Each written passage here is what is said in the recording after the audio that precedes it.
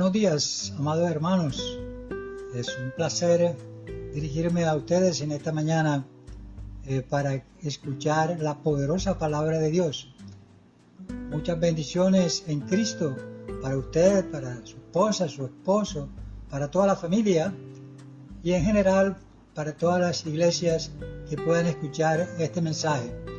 Hoy, domingo, vamos a desarrollar un tema titulado Edificando la casa de Dios. Edificando la casa de Dios.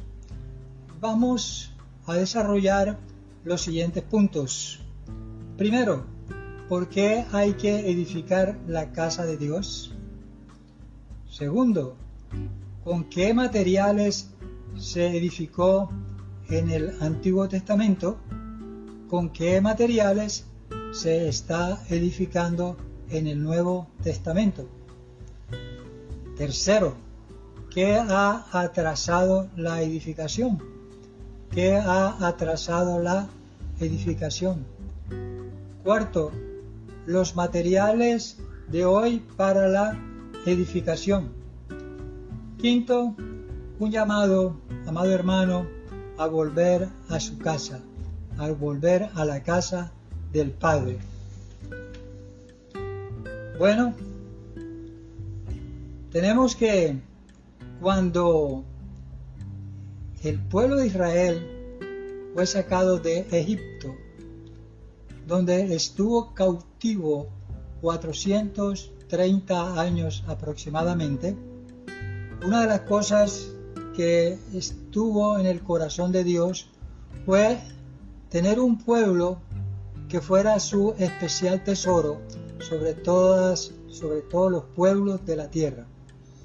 Entonces, cuando Él sacó a este pueblo de Egipto, hace unos 1447 años antes del nacimiento de Cristo.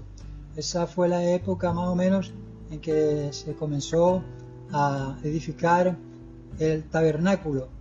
Dios le dio instrucciones a Moisés para que edificara un tabernáculo, una casa.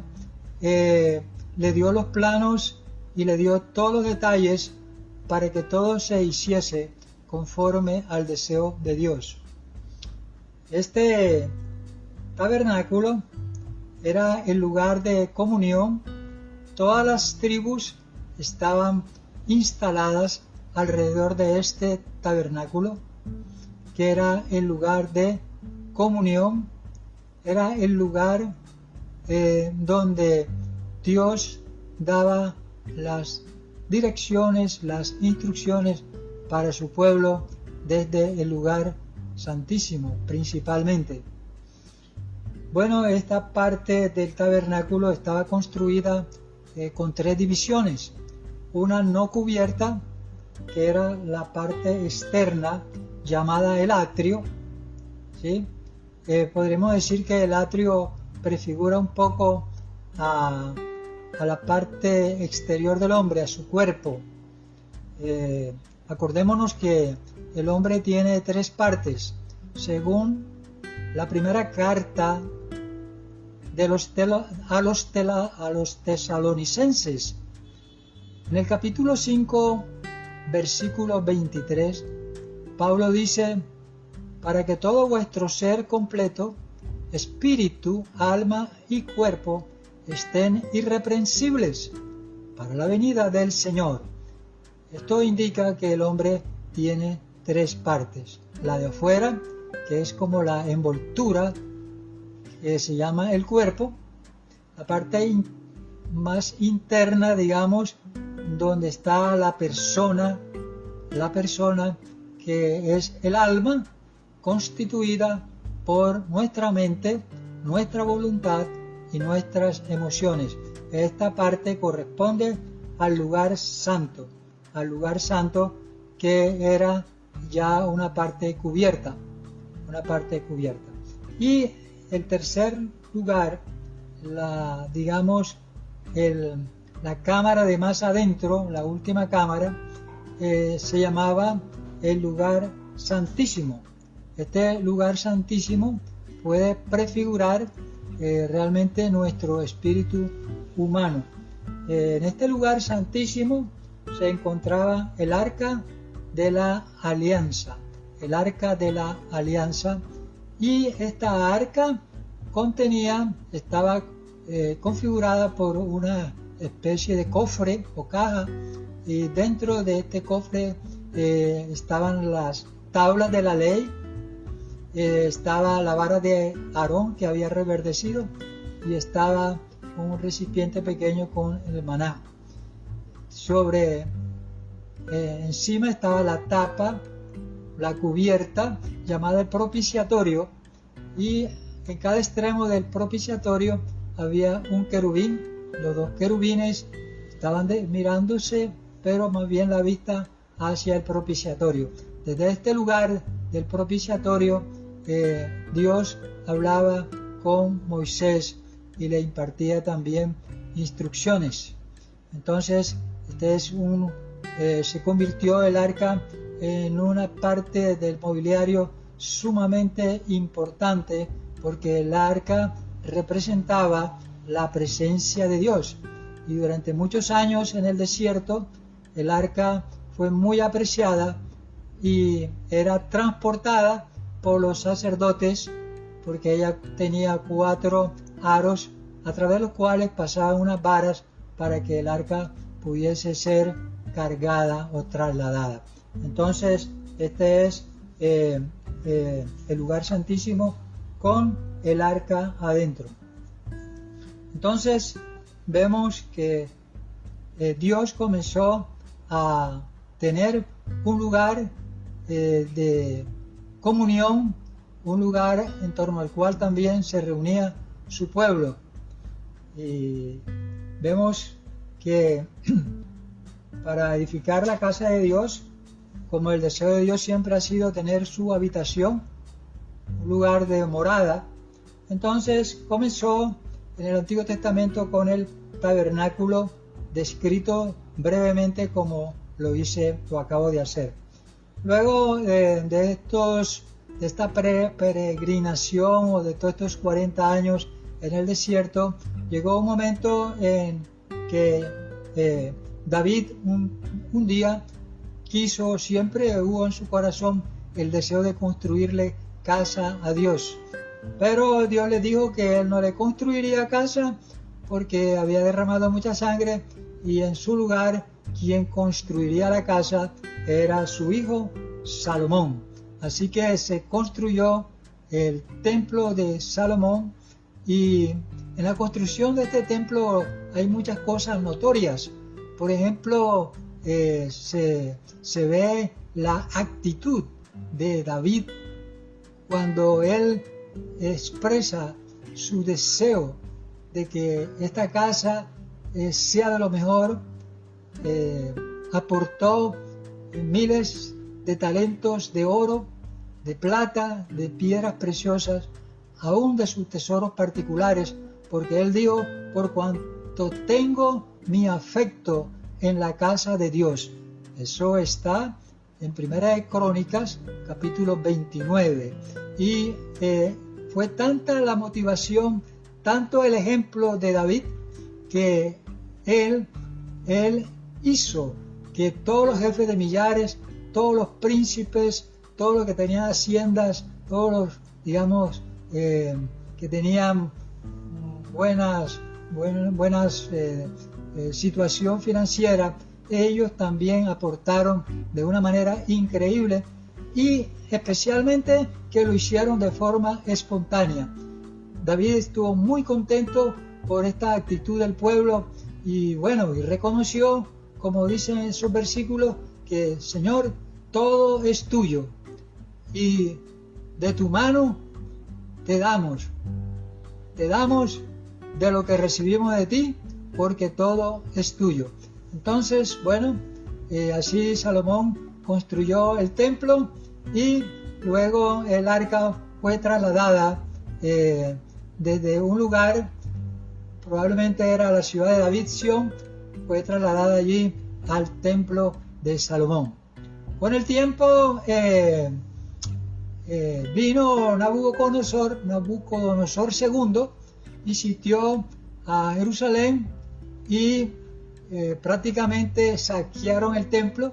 Lo había saqueado primero un faraón egipcio, después Nabucodonosor. Muchos de los utensilios, vasos, fueron llevados a Babilonia juntamente con mucho pueblo, pero desde ese momento el arca se perdió. No se sabe qué rumbo tomó. Hay muchas especulaciones de que está por lo menos en 5 lugares diferentes, con el hecho pensado de que no la atraparan o que no la capturaran o que no se la llevaran. Bueno, el pueblo estuvo 70 años allí en Babilonia, y después de estos 70 años el Señor usó a uno de los gobernantes y mucho pueblo pudo regresar a Jerusalén, y entre este pueblo estaba Zorobabel, que fue uno de los que contribuyó para dirigir el templo en los tiempos de Zorobabel, y este sería el segundo templo. Primero fue el tabernáculo, dijimos que unos 1447 años allá, digamos, de la salida de Egipto, y ahora en los tiempos de Salomón, unos 660 años antes del nacimiento del Señor, Salomón introdujo el arca en el templo de Salomón. Como dije, Nabucodonosor, digamos, este templo lo destruyó, se llevaron los vasos, estuvieron 70 años en cautiverio allá en Babilonia, regresaron después de los 70 años y se construyó el templo, vamos a decir, de Zorobabel, o bajo las órdenes de Zorobabel. Entonces, ¿qué es la importancia de este tabernáculo, templo de Salomón? El templo de Zorobabel vino a ser unos tipos y sombras que apuntaban hacia el Nuevo Testamento, apuntaban hacia la realidad, como es que en el Nuevo Testamento la casa de Dios ya es la iglesia como la casa de Dios, como el templo de Dios. Estamos en estos tiempos en la vida de la iglesia, y en la vida de la iglesia Dios está construyendo el nuevo hombre, que es otra designación para la iglesia. Ahora, ¿con qué materiales se edificó? Primero, en el Antiguo Testamento se edificó con madera, que era un tipo y sombra del hombre, de la naturaleza humana, porque la madera de todos los materiales era la más susceptible de dañarse, de no tener una vida demasiada larga, entonces, en comparación con los otros materiales, así como la naturaleza humana, que es débil. Además de la madera, esta madera en estos muebles, en estos mobiliarios, en esta construcción, la madera estaba rodeada de oro puro. El oro, que sabemos que tipifica la naturaleza de Dios. Quiere decir que la madera estaba por fuera, es lo que se veía oro puro, pero adentro estaba la madera.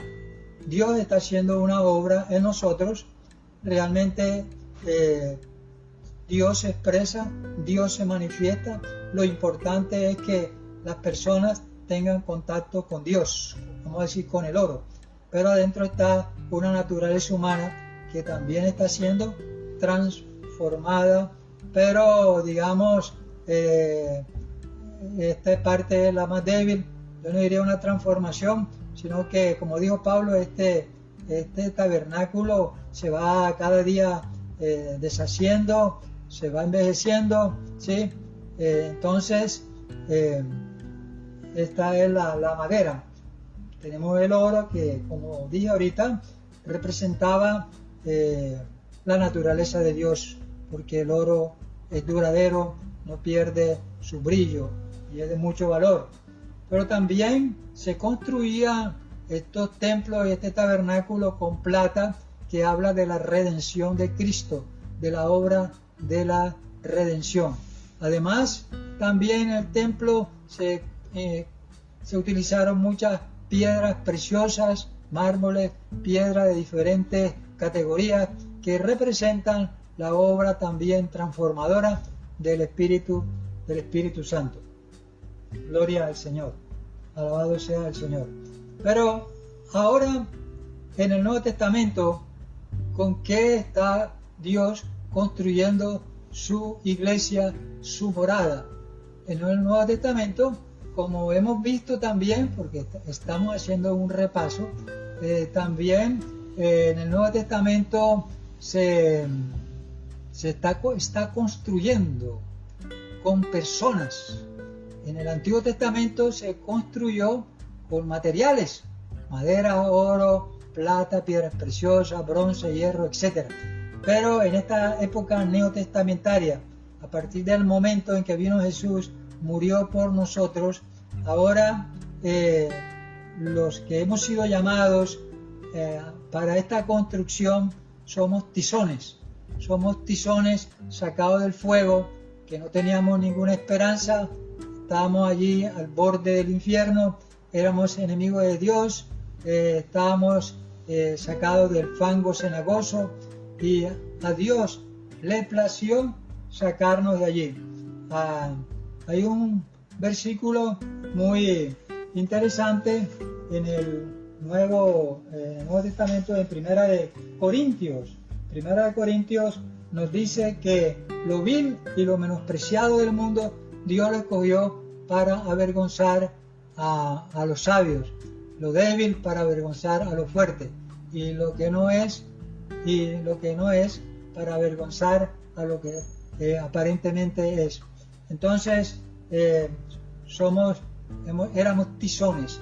Aquí hay un contraste muy fuerte, y debemos gozarnos y apreciar y valorar realmente en este contraste, porque debemos mirar lo que éramos antes de Cristo para poder darle valor. Éramos esos tizones sacados del fuego, unas personas sin esperanza, unas personas traumatizadas, unas personas en un estado crítico, uno, otro lamentable, etcétera, etcétera. Pero ahora Dios está construyendo con esos materiales y nos ha dado unas promesas, que estos materiales está habiendo una transformación de nuestro entendimiento, de la forma como vemos las cosas, ¿sí? La forma de pensar, Dios la está cambiando, Dios está renovando nuestra forma de pensar.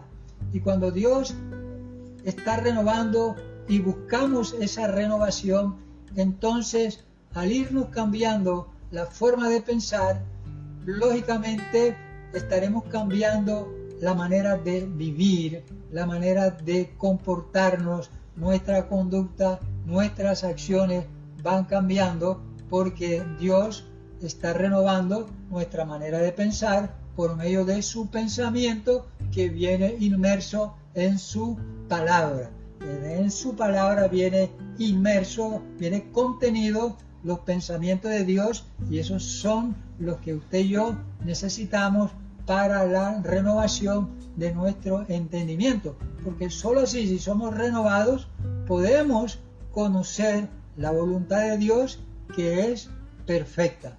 Alabado sea el Señor.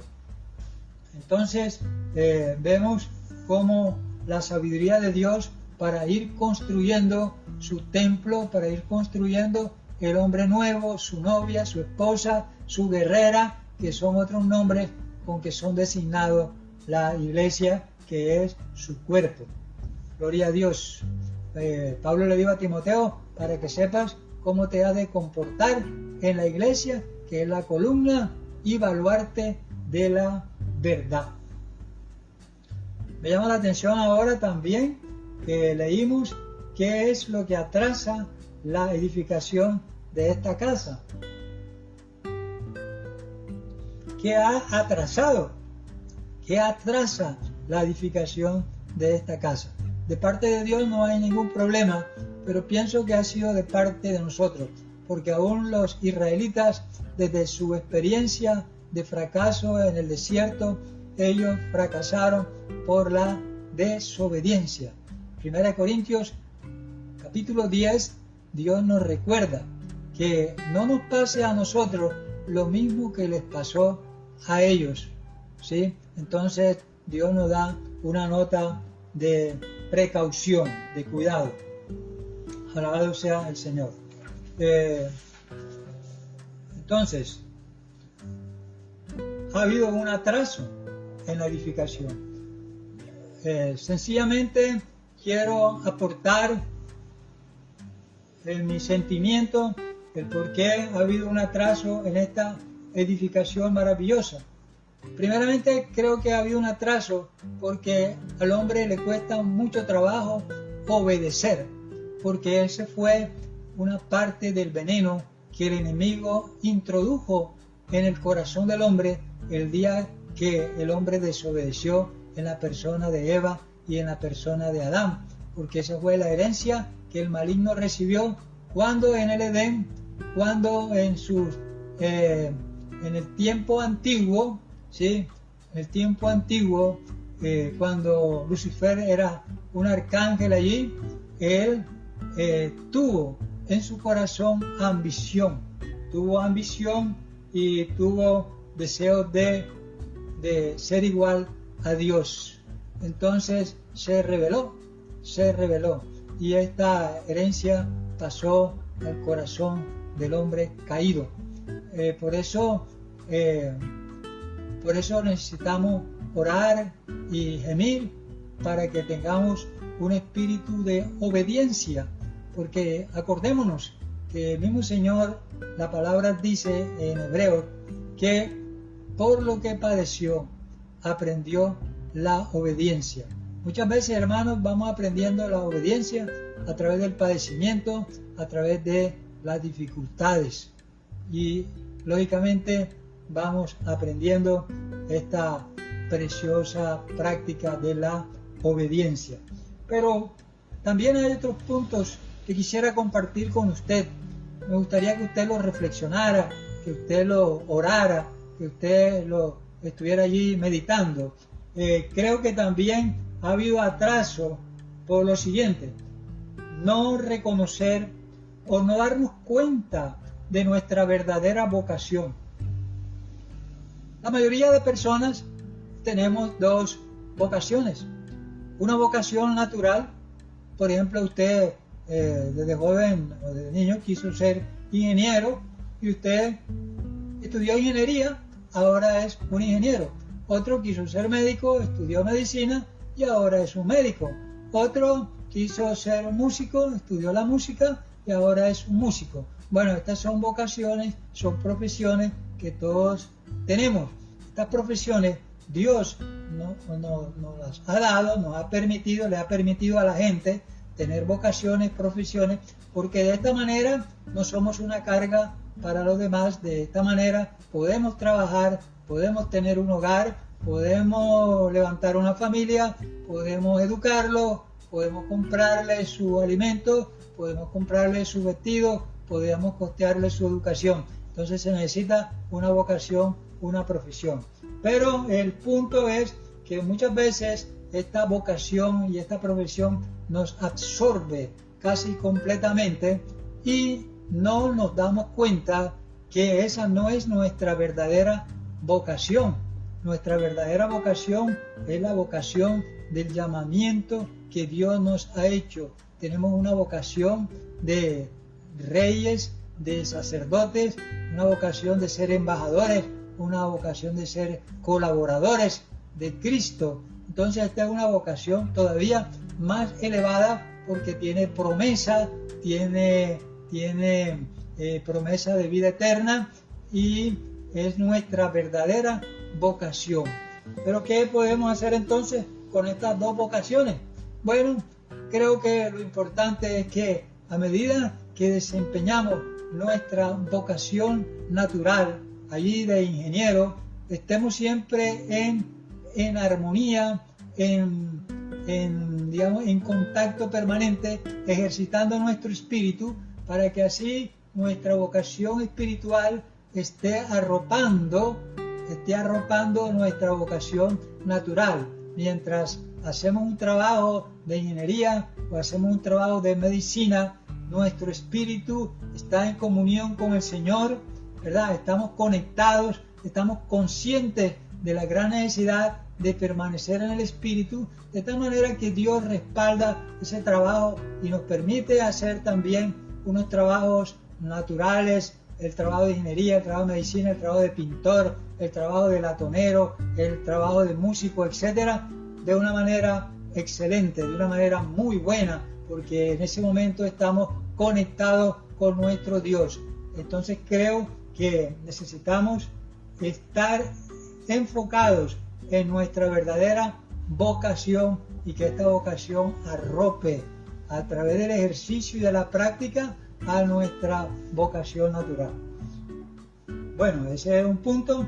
Creo que otro punto importante que descuidamos mucho es no tener una convicción de nuestra verdadera identidad. No tener una convicción de nuestra verdadera identidad. Bueno, también podríamos decir, dos identidades. Tienes una identidad natural que la hace manifiesta con tu cédula, donde tú naciste, tu nombre, cuándo naciste, y que con esa identificación tú reclamas, tú haces negocios, compras, vendes, porque reclamas un cheque, reclamas un giro, porque esa identificación te permite demostrar que tú eres esa persona que la identificación o cédula está diciendo. Esa es una identificación natural, pero no podemos perder de vista que esa no es nuestra verdadera identidad. Nuestra verdadera identidad está en Cristo.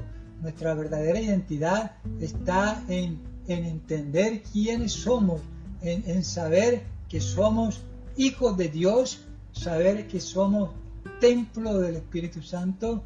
Nuestra verdadera identidad es saber que fuimos llamados a un mundo, digamos, con promesas, a un mundo completamente diferente al mundo en que ahorita vivimos.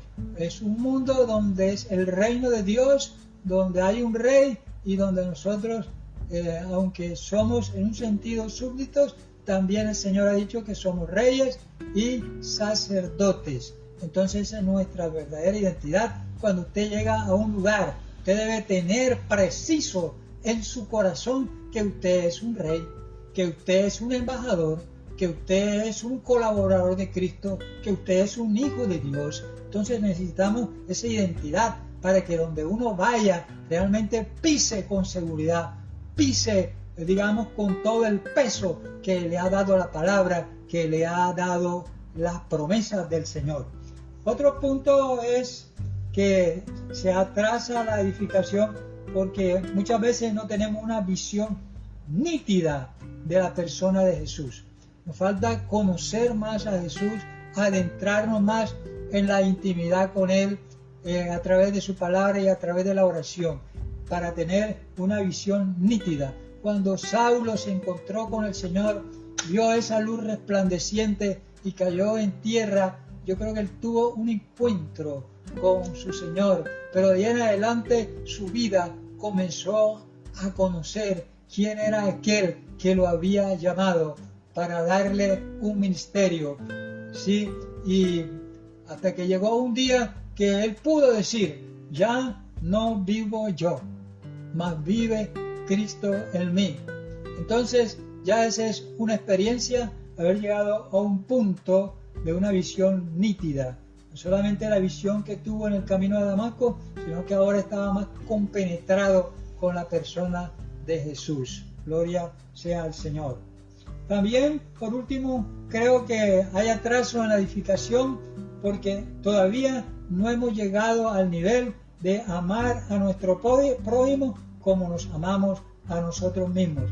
Y el Señor dijo que amarás a tu Dios con todo tu corazón, con toda tu mente, con toda tu fuerza, pero también dijo a tu prójimo como a ti mismo. Y creo que en esto todavía tenemos deficiencia que debemos ir llenando, porque si no se lleva a cabo este punto, no podremos tener compasión de las personas. Si no amamos a nuestro prójimo, no podremos tener compasión de ella y no sacaremos el tiempo para sacarla del estado vergonzoso en que el enemigo las ha mantenido. Alabado sea el Señor. Entonces, vemos nosotros que en este asunto del ser llamado, ¿verdad? De ser llamados a edificar, decíamos que hemos sido como unos tizones que Dios ha llamado lo vil del mundo para avergonzar a los fuertes. Es muy importante en la construcción de este tabernáculo que hoy es la casa de Dios, que hoy es la iglesia. Hermanos, miremos cómo estamos siendo transformados. Mire a David. David ofrece unos contrastes extraordinarios. Por un lado era un varón de Dios, era un guerrero, era muy valiente, era misericordioso, ¿verdad? Era, digamos, muy habilidoso, pero también, como todo ser humano, también tuvo una deficiencia, como la ha tenido usted o como la he podido tener yo, de una manera o de otra. Él adulteró, él contribuyó o mandó a asesinar a Urías, el esposo de Betsabé, para luego quedarse con ella y tener un hijo, y Dios lo disciplinó y este hijo murió a pesar de todo lo que David hizo, que oró, ayunó, etc. Pero Dios cumplió su palabra. ¿Por qué? Porque Dios es justo. Pero una cosa que a Dios le llamaba la atención de David era que era un hombre conforme al corazón de Dios. Necesitamos orar para que nuestro corazón, hermano, sea amoldado a la voluntad de Dios, sea conforme al corazón de Dios. Y este es un proceso. Así como David tuvo muchas persecuciones en la vida, aún su propio suegro lo quiso matar varias veces, así también todo el que quiere entrar en el reino pues está sometido a vicisitudes. Pero a Dios le agradaba a David porque era un hombre que estaba dispuesto a hacer lo que Dios quería, estaba dispuesto a hacer la voluntad de Dios. Que esta sea también nuestra actitud, dispuesto a hacer la voluntad de Dios, dispuesto a ser uno con el Señor en llevar a cabo su plan y su deseo, contribuir para la edificación de la iglesia. Alabado sea el Señor, de su templo.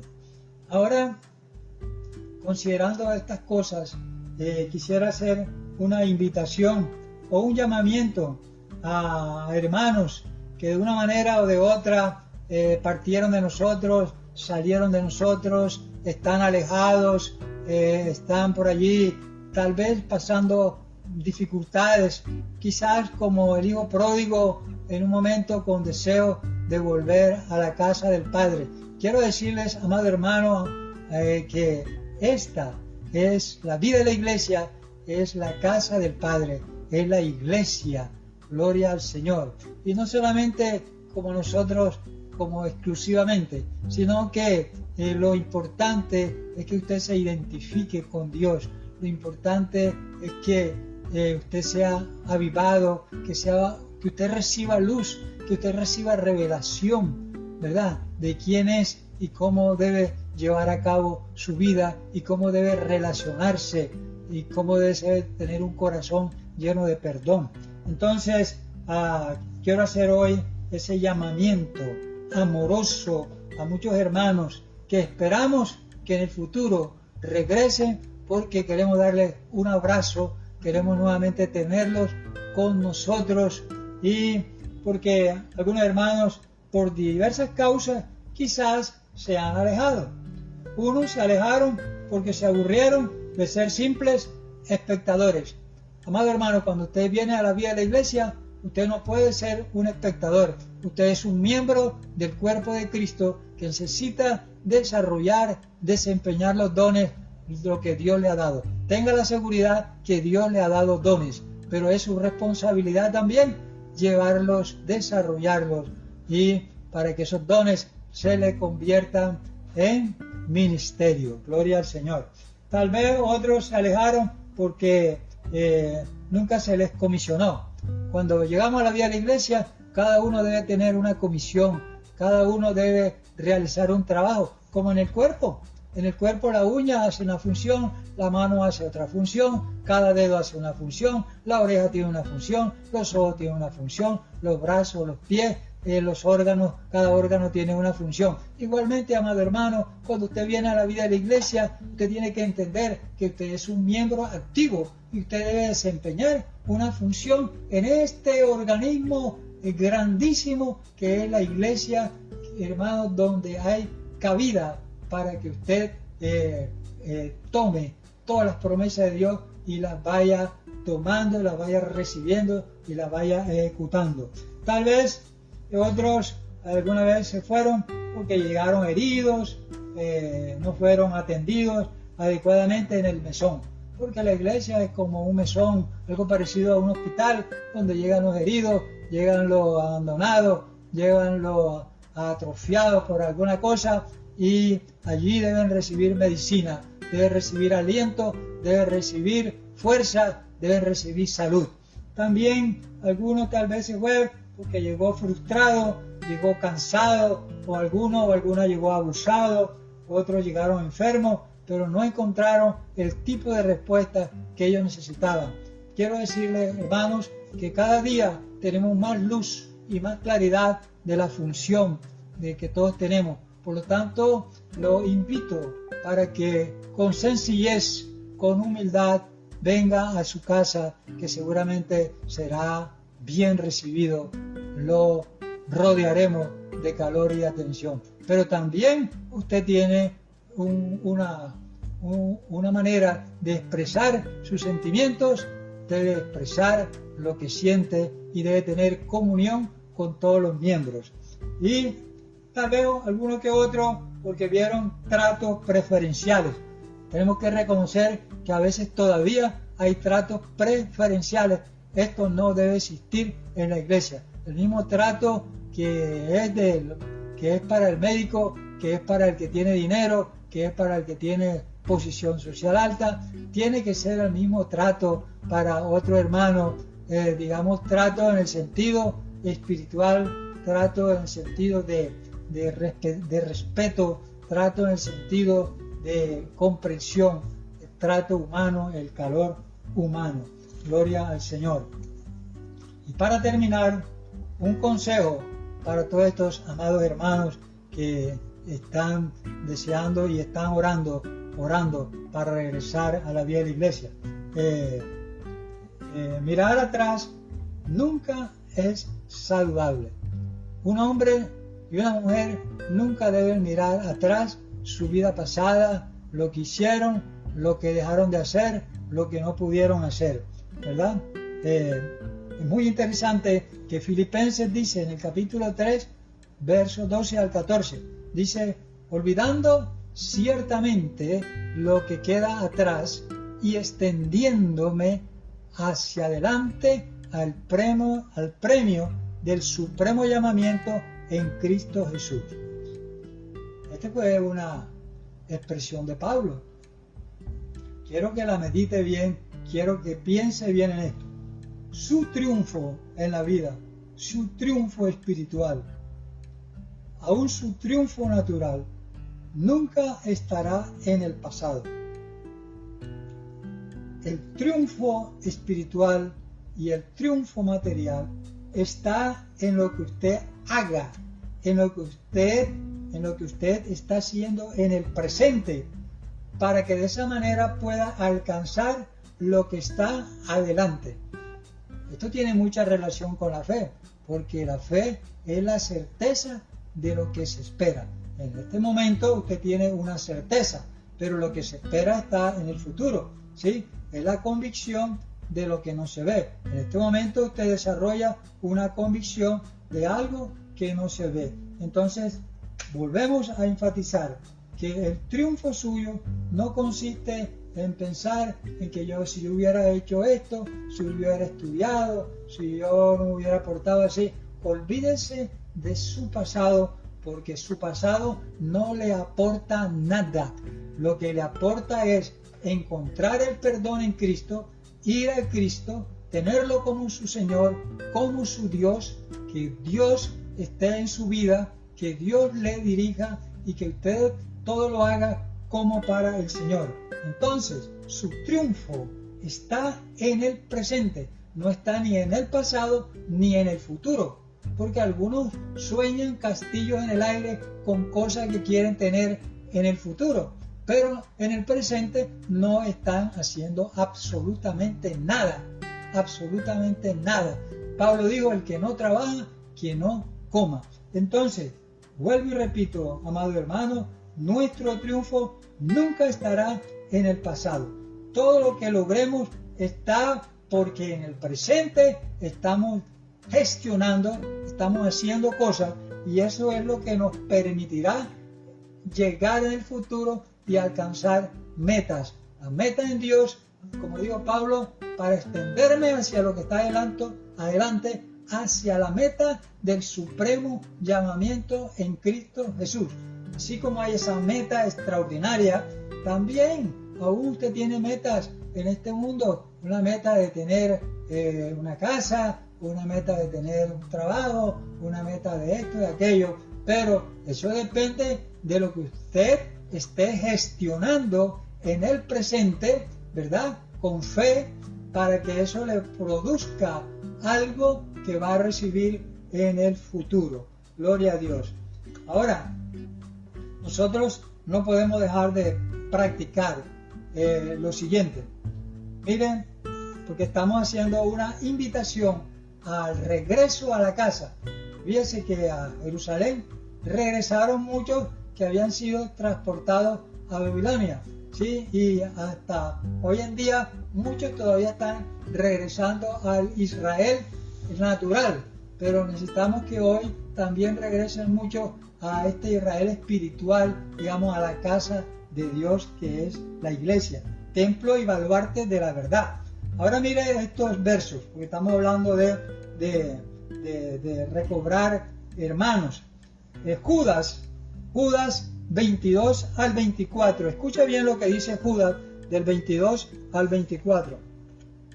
A algunos que dudan, convencedlos. Hermanos, en oración, nosotros debemos estar siempre preparándonos en la palabra, no para alardear de la palabra, sino para sacarle la sustancia de la practicabilidad, de la aplicación que le debemos dar a la palabra. Entonces, algunos que dudan, ¿qué debe usar? ¿Para qué usa usted la palabra? Úselo en la unción, en la oración, use la palabra para convencerlo, para quitarles dudas, ¿sí? Porque pueden haber dudas genuinas, no siempre habrá dudas o habrá malas intenciones, pero hay personas que pueden tener dudas genuinas y usted con la palabra les quita el velo y esas personas entonces son convencidas. Sigue diciendo, a otros salvad. Mire que usted es el instrumento para salvación. Dice, a otros salvad, arrebatándolos del fuego. Imagínense el papel que Dios le ha dado, hermano, en su vocación. Usted tiene la capacidad para arrebatar a las personas del fuego de este mundo, el fuego del enemigo, arrebatándolos del fuego, arrebatándolos de la perdición eterna. Y de otros, tened misericordia con temor. ¿Cómo está nuestra misericordia? ¿Cómo ha estado nuestra misericordia con muchos hermanos en la vida de la iglesia? ¿Qué tan misericordioso por qué tanta misericordia hemos ganado? Necesitamos orar al Señor. Necesitamos orar al Señor para ganar misericordia, hermano, porque es indispensable. Porque si no tenemos misericordia, ¿cómo vamos a tener compasión de las personas? Necesitamos desarrollar misericordia, porque nuestro Dios es un Padre lleno de misericordia. Entonces dice, de otros tened misericordia con temor, aborreciendo aún la ropa contaminada de su carne. Pueden ser pecadores, pero si tenemos misericordia, amamos a ese pecador, porque Dios ama al pecador y aborrece el pecado, como nos dice aquí, aborreciendo aún la ropa contaminada por su carne. Quizás usted tenga algún hermano o hermana que tiene facetas carnales, pero usted tiene que aborrecer, ayudar a esa persona, mostrarle su pecado, pero tener misericordia para poder arrebatarla del fuego. Gloria a Dios. Dice, y a aquel que es poderoso para guardaros sin caída. El Señor es poderoso, hermano, para guardarnos sin caída, si esa es nuestra oración, nuestra búsqueda, y presentarnos sin mancha delante de su gloria con gran alegría. Gloria al Señor. Ahora en Santiago 5, 19 al 20 dice, hermanos, si alguno de entre vosotros se ha extraviado. Cuando el apóstol dice así, si alguno de entre vosotros se ha extraviado, ¿usted ha tenido la experiencia de ver algún hermano que se ha extraviado? ¿Qué ha hecho usted? ¿O qué he hecho yo? ¿Lo habremos señalado? No, se extravió, que mejor se vaya. No, pero aquí dice, si alguno de entre vosotros, porque le puede pasar a usted, de entre vosotros se ha extraviado de la verdad y alguno le hace volver, hermano, que Dios le use a usted para ser un instrumento que haga volver a uno, a dos, a tres o a muchas personas que se habían extraviado la verdad, pero que usted con su oración, con su misericordia, con su compasión, con su conocimiento de la palabra, usted lo haga volver. Qué bendición, hermano, salvando a esas personas del fuego, ¿verdad? Alabado sea el Señor. Entonces dice, y alguno le hace volver, sepa que el que haga volver al pecador del error de su camino, porque cualquiera puede errar el camino, pero para eso estamos en un cuerpo, para eso somos miembros los unos a los otros, para ayudarnos a ser rescatados del error, del extravío, etc. Entonces dice, haga volver al pecador del error de su camino, salvará de muerte, oiga bien, salvará de muerte un alma y cubrirá multitud de pecados. No sé si usted este verso lo había leído varias veces, pero sepa que usted cubrirá multitud de pecados. Ese es el valor que Dios le da a un rescatador, a un salvador, a uno que tiene misericordia, a uno que se compadece, a uno que tiene compasión de que el hermano no se pierda, sino que vuelva, que lo saque del extravío, que lo saque de la duda, que lo saque de esa situación de confusión y traerlo gozoso de nuevo al seno de la iglesia. Alabado sea el Señor. Señor, en esta mañana te damos gracias, Padre, porque tú eres el Señor que está edificando el nuevo hombre, esta entidad, este organismo corporativo compuesto de muchísimos miembros. Padre, que los ojos nuestros en esta mañana sean alumbrados y podamos meditar y escuchar aún este mensaje nuevamente, para que podamos estar en la posición adecuada, podamos realmente entender que somos miembros los unos de los otros y que Dios nos ha llamado para el perfeccionamiento, para hacer un trabajo en nosotros, como su iglesia. Que el Señor les bendiga, bendiciones, un abrazo para todos. Amén.